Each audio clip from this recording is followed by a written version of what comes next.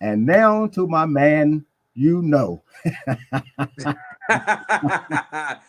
Yes, my brother. Speak He on it. has been getting grinded up on YouTube on some of these channels about the PEDs and the snack program and the gloves and blah blah blah blah blah. And I'm hearing more, and I'm seeing one. I think one new particular podcaster has joined in the fray as the guy Fanon. I think he's now been brought.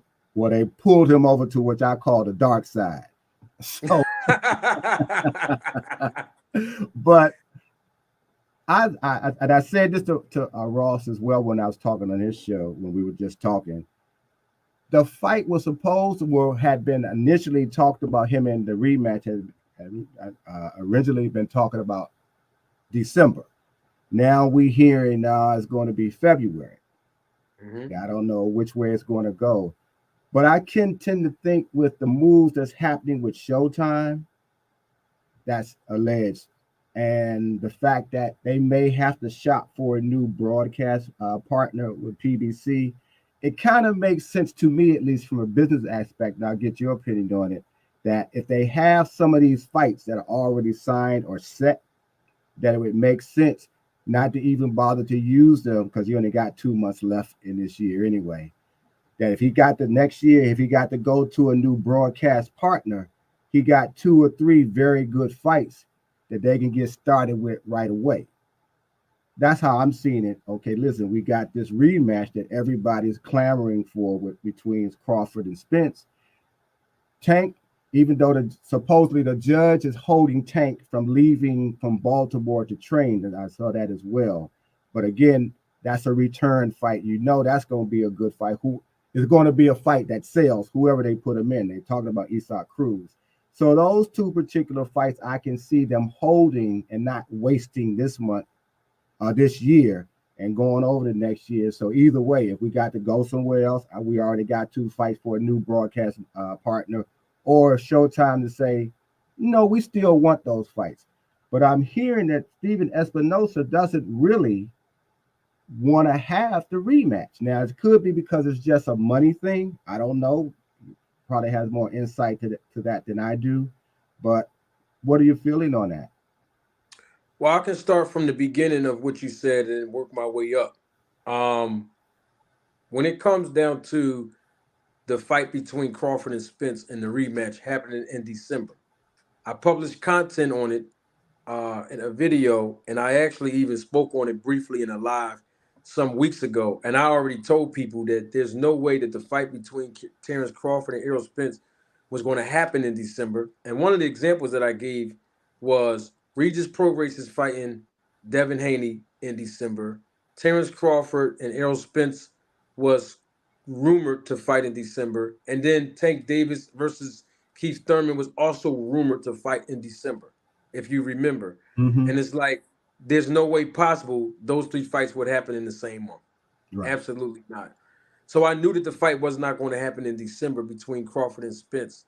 And I recommended that it didn't because I believe Spence needed more time to adjust and acclimate himself, to taking his first loss. Remember, I always say fighters get beat up and then some fighters get beat down. All Mm-hmm. right. So we don't know if Spence got beat down in that fight. We will know in his next fight how he responds, but we do know at least he got beat up and he needed more time, away from the ring to reevaluate and reassess, what adjustments he needed to make moving forward for the rematch. So early next year sounds pretty good. Even in the spring, maybe the spring, maybe March, April of next year. Even that's a good time. But at the same time, we know the rematch is going to happen. Mm-hmm. Now we're hearing this at 154.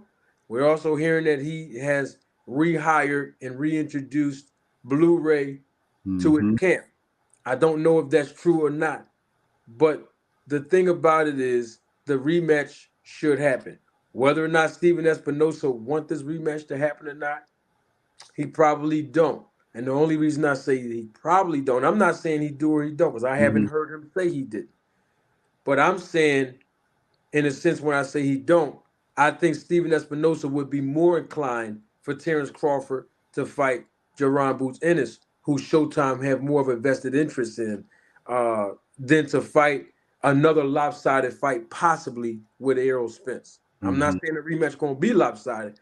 I'm saying the general public have that perception that they don't want to see the rematch because the first one was so one-sided and lopsided that the rematch is going to look the same. This is what I've been hearing from Crawford fans, from people just in general, right?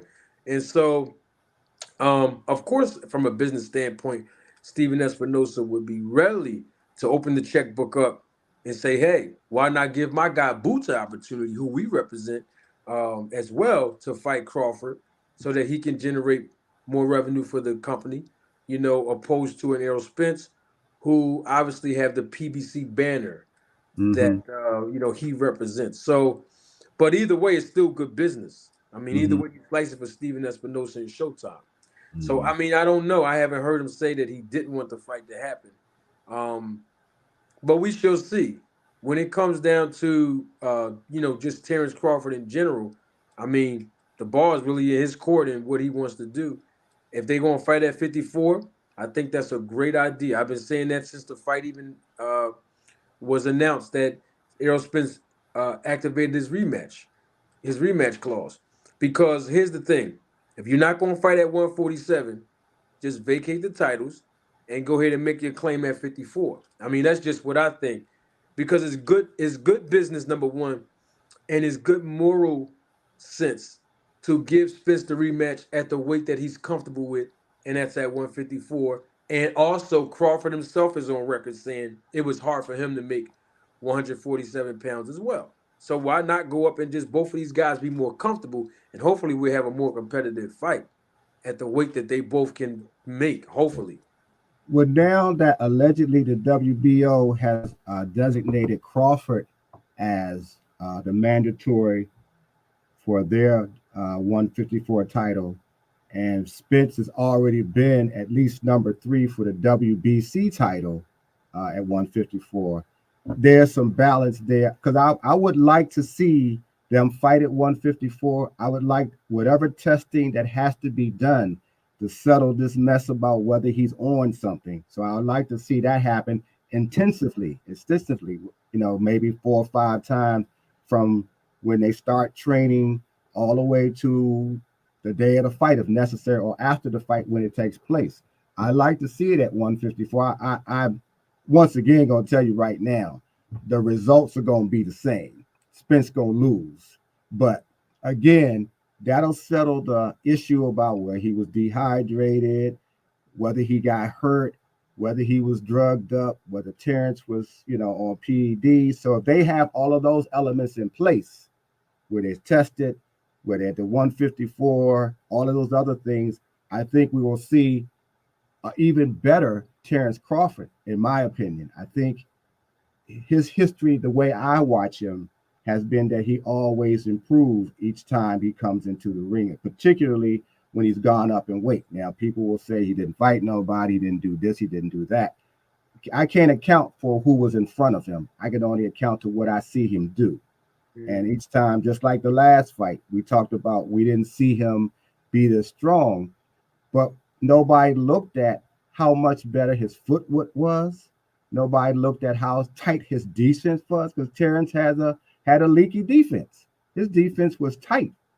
So that wasn't to me the PEDs. That's being in that gym, tighten up where you need to tighten up. Now you say you're stronger. I mean, we can argue that back and forth. He looks like he on roids, et cetera, et cetera. We can go back and forth all day long with that.